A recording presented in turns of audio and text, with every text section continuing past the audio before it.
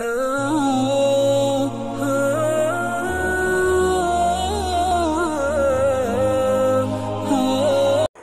اللہ الرحمن الرحیم الحمدللہ نحمدہ ونصلی علی رسولہ الکریم اما بعد قال اللہ سبحانہ وتعالی بعد اعوذ باللہ من الشیطان الرجیم بسم اللہ الرحمن الرحیم الا بذکر اللہ تطمئن القلوب صدق اللہ العظیم۔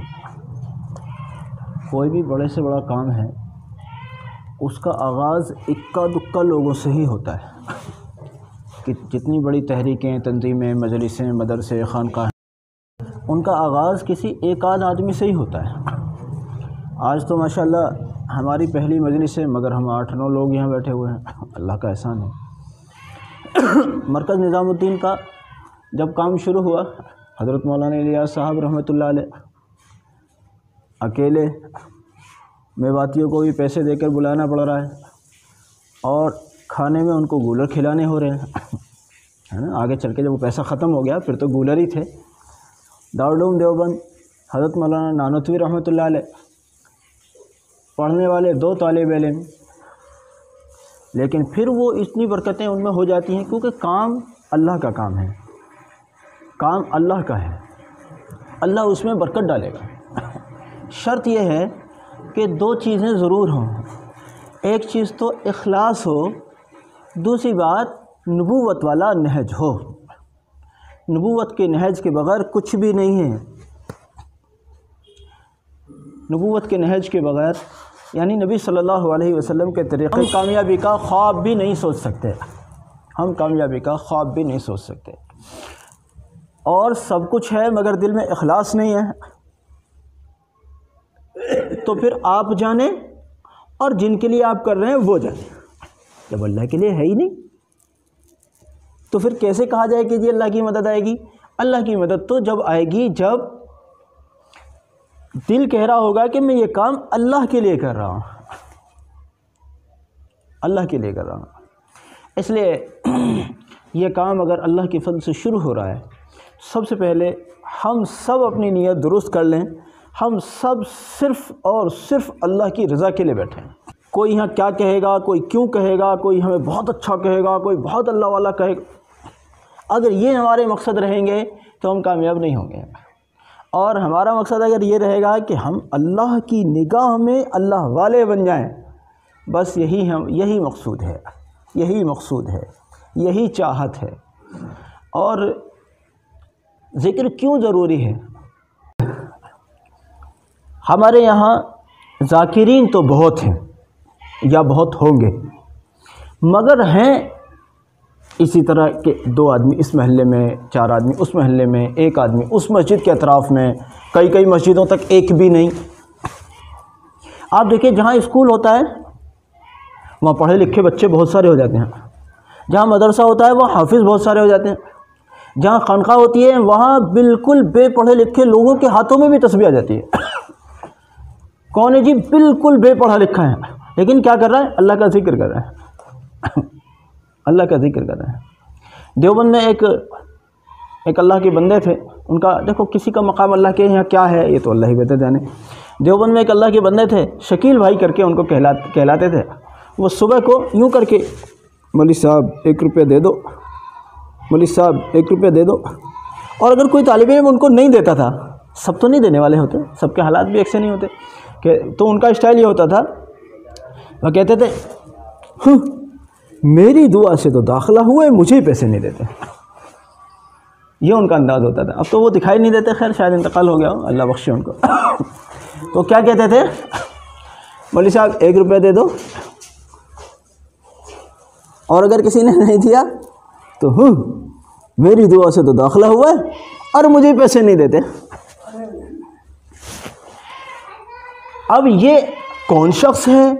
اس آدمی کا اللہ کے یہاں کیا تعلق، کیا مرتبہ ہے، کیا اللہ کے یہاں مقام ہے، یہ ہمیں نہیں پتہ، یہ تو اللہ جانے اور بندہ جانے۔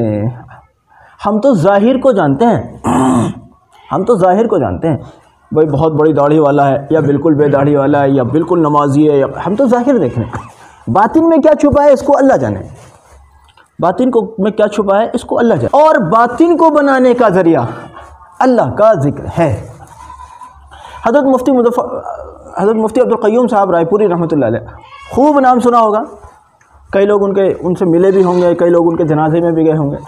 بہت بڑے آدمی تھے، بہت بڑے اللہ والے آدمی تھے۔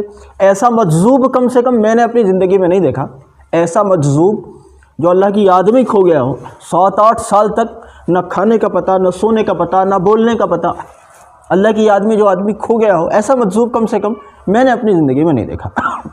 جب میں وہاں پڑھتا تھا تو حضرت بولتے تھے لیکن کھو جاتے تھے، بولتے بولتے پورا واقعہ سنا ڈالا اور پھر شروع سے شروع کر دیا، یہ حالت ان کی شروع ہو گئی۔ پھر ہماری موجودگی میں یہ وقت بھی آیا کہ ان کو مسجد لے جایا جاتا تھا، پھر ان کو بتایا جاتا تھا حضرت اب 4 سنت پڑھنی ہے، حضرت اب 2 فرض پڑھنے ہیں، حضرت اب 2 سنت پڑھنی ہے، اس طرح ان کو بتانا پڑتا تھا۔ اور پھر وہ وقت بھی ختم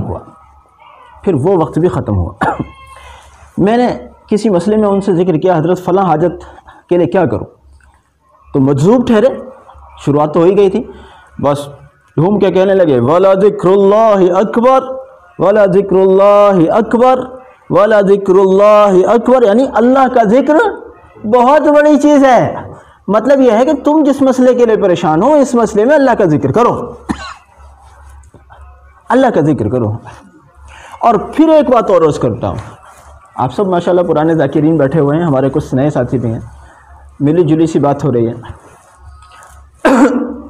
ذکر اس کا نام نہیں ہے کہ ہمارے ایک جماعت کے ساتھی یہاں آئے، انہوں نے آ کے کہا بھی صبح شام کی 3 تسبیح پڑھ لیا کرو، انہوں نے سنا دیا، ہم نے سن لیا، ہم نے تسبیح اتاری، صبح کو 3 تسبیح، شام کو 3 تسبیح پڑھنی شروع کر دی، ہم نے سمجھ لیا ہم ذاکر بن گئے۔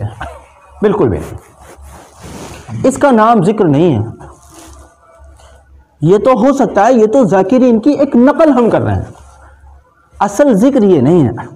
اصل تو ذکر ہے کہ ذکر بھی سیکھ کر کیا جائے، ذکر بھی سیکھ کر کیا جائے۔ ہمارے حضرت مفتی مظفر حسین صاحب رحمۃ اللہ علیہ، آپ میں سے شاید کسی نے دیکھا ہو، اگر دیکھا ہوگا تو ان کے مقام و مرتبہ سے بھی واقفیت ہوگی، کیا مقام تھا، اللہ ان کو بہت بلند درجے جنت الفردوس میں عطا فرمائے۔ یہ ہمارے گھر پہ جو مظفر لکھا ہوا ہے یہ انہی کی نسبت پر لکھا ہے۔ تو حضرت مفتی مظفر حسین صاحب رحمۃ اللہ علیہ نے مجھے جب تسبیحات تعلیم فرمائیں تو ایک ایک تسبیح کو سکھایا، دروشی پڑھو گے کیسے پڑھو گے، استغفار پڑھو گے کیسے پڑھو گے، کلمہ طیبہ پڑھو گے کیسے پڑھو گے، ایک ایک چیز کو سکھایا۔ سیکھنا ہے ذکر کو اور سیکھ کر کرنا ہے۔ اب سیکھنا کیسے ہے؟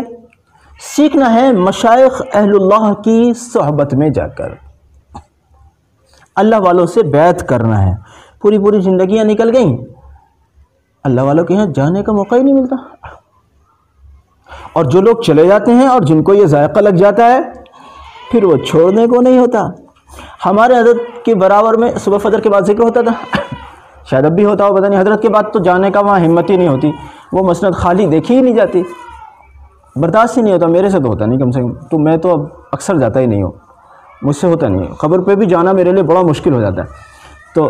تو حضرت کے یہاں گھر پر، حضرت مولانا اطہر صاحب رحمۃ اللہ علیہ بھائی کے یہاں گھر پر رہتے تھے، تو بیٹھک میں ذکر ہوتا تھا، ایک مفتی صاحب میرے ساتھ گئے سکندر آباد سے، حضرت کے برابر میں وہ بیٹھے تھے، میں تھوڑا دوسری طرف بیٹھا تھا، تو حضرت جب اللہ اللہ وہ ذکر کر رہے تھے، تو بعد میں جب وہاں سے ہم باہر نکلے تو مفتی صاحب یوں کہہ رہے تھے، حضرت اللہ اللہ کر رہے تھے اور اس میں اتنا مزہ مجھے مل رہا تھا، مطلب وہ اللہ اللہ کر رہے تھے اور مزہ مجھے مل رہا تھا۔ وہ مفتی صاحب یوں کہہ رہے تھے کہ حضرت اللہ اللہ کہہ رہے تھے اور اتنا مزہ آ رہا تھا کہ ان کی سننے میں اتنا مزہ مجھے آ رہا تھا کہ یوں جی چاہتا تھا کہ میں خود نہ کر کے انہی کی سنتا رہوں، لیکن چونکہ یہاں کا معمول یہ ہے کہ بھئی خود ذکر کرنا ہے، تو میں خیر بہرحال میں ذکر کرتا رہا۔ یہ چیزیں یہ کہاں ملیں گی، یہ چیزیں یہ کہاں ملیں گی؟ دوسری ایک اور بات، ہماری جو نمازیں ہیں، ہم سب سفید ہو چلیں، آپ حضرت تو خیر مجھ سے بھی زیادہ ہیں، آپ حضرت کی نمازیں مجھ سے بہت اچھی ہوں گی، میرا یہ گمان ہے۔ اور نماز سیکھنے کو ہم نے سمجھا، ہم نے اپنی اولاد کو ثنا سبحانک اللہم یاد کرایا، سورہ فاتحہ یاد کرائی، سورہ یاد کرائی، تشہد یاد کرایا، تسبیحات یاد کرائیں، درود شریف یاد کرایا، دعائے معصورہ یاد کرائیں، 2-4 مسائل رکوع سجود کے یاد کرائے اور سمجھ لیا ہم نے نماز سکھا دی اپنی اولاد کو۔ نماز کا مطلب یہ نہیں ہے کہ آپ الحمد شریف کو بہت ٹھہر ٹھہر کے پڑھ رہے ہیں، سورہ اخلاص یا کچھ اور پڑھ رہے ہیں تو بہت ٹھہر ٹھہر کے پڑھ رہے ہیں، یہ نہیں ہے، صرف یہ نہیں ہے، مطلب صرف یہ نہیں ہے۔ نماز کے 2 درجے بیان کیے گئے ہیں۔ ایک درجہ یہ ہے کہ میں اللہ کو دیکھ رہا ہوں، ایک درجہ یہ ہے میں اللہ کو دیکھ رہا ہوں، دوسرا درجہ یہ ہے کہ اللہ مجھے دیکھ رہا ہے۔ پہلا اور اعلیٰ درجہ یہ ہے کہ میں اللہ کو دیکھ رہا ہوں، اور دوسرا اور آخری درجہ یہ ہے کہ اللہ مجھے دیکھ رہا ہے، تیسرا کوئی درجہ نہیں ہے۔ اگر ربی فضلی تعالیٰ ہمیں ان 2 درجوں میں سے کوئی سا ایک درجہ مل گیا تو الحمدللہ، پھر تو سمجھو کہ اب ہم نماز پڑھنے لگے ہیں۔ لیکن اگر ہمیں ان دونوں درجوں میں سے کوئی درجہ نہیں ملا نا، تو پھر اللہ تعالیٰ ہمارے حال پر رحم ہی فرماوے، پھر کہیں ہماری نماز وہ نہ ہو کہ پرانے کپڑے میں لپیٹ کر کہیں ہمارے منہ پر نہ مار دے۔ پرسوں حضرت مفتی زرولی خان صاحب رحمۃ اللہ علیہ کا انتقال ہوا ہے، اللہ بخشش کرے۔ اتنے بڑے عالم تھے کہ پڑوس ملک کے کوئی بڑے سے بڑے عالم بھی ان کی بات نہیں کاٹتے تھے، پڑوس ملک کے کوئی بڑے سے بڑے عالم بھی ان کی بات نہیں کاٹ سکتے تھے، اتنے بڑے آدمی تھے۔ اب انہیں ایک دن مجلس تھی، طلبہ شیخ الحدیث تھے۔ اب دیکھو بات کرنے کا یہ بھی فائدہ ہوا، 2-4 باتیں بھی مل گئیں اور ساتھی بھی آئی رہے ماشاءاللہ، یہ لوگ بھی ورنہ شریک نہیں ہو پاتے نا، 2-4 باتیں ہمیں بھی سبق سنانے کا موقع مل رہا ہے، آپ کو بھی 2-4 باتیں مل رہی ہیں، پھر انشاءاللہ ذکر کریں گے۔ اب مجلس میں جو طلبہ بیٹھے ہوئے تھے، طلبہ میں کوئی کہہ رہا تھا جی مجھے نبی صلی اللہ علیہ وسلم کی زیارت اتنی مرتبہ ہوئی، کوئی کہہ رہا تھا جی اتنی مرتبہ ہوئی، کوئی کہہ رہا تھا جی اس طرح ہوئی، اس طرح ہوئی، یہ فرمایا، یہ فرمایا، یہ فرمایا، مجھے یہ حکم دیا، مجھے فلاں فلاں فلاں، ہے نا۔ اب حضرت مفتی صاحب کے دل میں یہ بات آئی، اللہ، لائق تو یہ لوگ ہیں جن کو نبی علیہ السلام کی زیارت ہوتی ہے، میں بخاری پڑھانے کے لائق نہیں ہوں، مجھے تو نبی علیہ السلام کی زیارت ہی نہیں ہوئی، میں لائق نہیں ہوں۔ فرماتے ہیں کہ میں نے ارادہ بنا لیا کہ میں بخاری شریف نہیں پڑھاؤں گا جب میں لائق ہی نہیں ہوں۔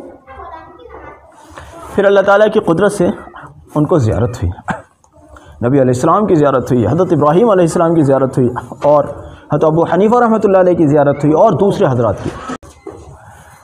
تو اب انہیں جو یہ تھا کہ بھئی میں نہیں کروں گا، میں بخاری نہیں پڑھاؤں گا، انہیں بفضل تعالیٰ شرح صدر ہو گیا کہ میں پڑھاؤں گا، اور انہوں نے پڑھائی۔ پھر انہوں نے یہ سوچا کہ اب میرا مرنے کے بعد کیا ہوگا، اللہ مجھے پتہ چلے۔ تو کہتے ہیں کہ ایک دن میں نے خواب میں دیکھا، بہت بڑے آدمی تھے، کہتے ہیں کہ میں نے ایک دن خواب میں دیکھا کہ میرا انتقال ہو گیا ہے اور مجھے قبر میں لے جایا گیا ہے، مجھے قبر میں لٹا دیا گیا۔ 2 بہت زیادہ نورانی شکل 2 شخصیتیں تشریف لائیں، اور وہ کہتے تھے کہ ان کی شکلیں ایسی تھیں کہ میں ان کے نور کو بتا نہیں سکتا، اتنا نور ان کے چہروں پر تھا، اتنا نور ان کے چہرے پر تھا۔ تو میں نے ان سے پوچھا آپ کون ہیں؟ ایک نے کہا کہ میں آپ کی وہ فجر کی نماز ہوں جس کو آپ پابندی سے پڑھتے تھے۔ دوسرے نے کہا کہ میں آپ کی وہ تلاوت قرآن ہوں جس کا آپ اہتمام کرتے تھے۔ یہ خواب ان کو آیا۔ میرے بھائیو، یہ ساری کی ساری چیزیں کیسے ملتی ہیں معلوم؟ ان سب چیزوں کے لیے ذکر کرنا پڑے گا۔ آپ کو معلوم ہے ہم مسجدوں میں بیٹھ کر بھی سیاست کے تذکرے کیوں کرتے ہیں؟ کیونکہ جب ہم دن اور رات سیاست کے تذکرے کرتے ہیں تو سیاست اور سیاست والے ہماری نگاہ میں بڑے ہو گئے۔ اگر ہم دن اور رات اللہ کا ذکر کرتے یا جو لوگ کرتے ہیں انہیں وہ ذکر اچھے ہی نہیں لگتے، انہیں تو یہ ہے کہ مسجد میں بیٹھو تو اللہ کا ذکر کرو، باہر بیٹھو تو اللہ کا ذکر کرو۔ اس لیے ہمیں اللہ کو اتنا بولنا ہے، آخری بات، ہمیں اللہ کو اتنا بولنا ہے کہ لوگ ہمیں پاگل کہنے لگیں۔ شیخ زکریا علیہ الرحمٰن نے یہی لکھا ہے نا، لوگ ہمیں پاگل کہنے لگیں، اتنا اللہ کا ذکر کرنا ہے۔ اور وہ ذکر مسجد میں بیٹھ کر ہی صرف نہیں ہوگا، بلکہ جو حضرات بیت ہیں ماشاءاللہ وہ پہلے ہی سے ذکر کرتے ہوں گے، اور جو حضرات کہیں بیت نہیں ہیں وہ جب تک بیت نہ کریں اس وقت تک جو ذکر یہاں بتایا جا رہا ہے اس ذکر کو کر لیں، اور جب وہ کہیں بیعت کر لیں پھر اپنے بتائے ہوئے شیخ کے مطابق کریں. ٹھیک ہے. یہاں یہ جو مجلس ہم نے شروع کی ہے اس کے مقاصد میں ایک مقصد یہ بھی ہے کہ کچھ ذاکرین یہاں بیٹھ کر ذکر کیا کریں گے تو ان ذاکرین کی برکت سے کچھ ہم جیسے غیر ذاکرین بھی شریک ہو جایا کریں گے تو ہمیں عادت بنے گی. اور جو ہمارے قلوب کے اندر جو برائیاں چھپی پڑی ہیں اس ذکر کی برکت سے وہ برائیاں نکل کر بھاگیں گی اور پھر ہمیں اللہ کا نام لینے کی تمیز بھی ہوگی اور عادت بھی بنے گی. دونوں ہی چیزیں مقصد ہے نا, اللہ کا نام لینا بھی آ جائے اور وہ ہماری عادت کا حصہ بھی بن جائے, اللہ کرے بن جائے. نیت کرتے ہیں انشاءاللہ. تو یہ جو ہے ہر جمعرات کو ہم انشاءاللہ مغرب اور عشاء کے درمیان میں تھوڑی دیر اللہ کا ذکر کیا کریں گے. تو گزارش ہے کہ آپ حضرات تشریف لایا کریں.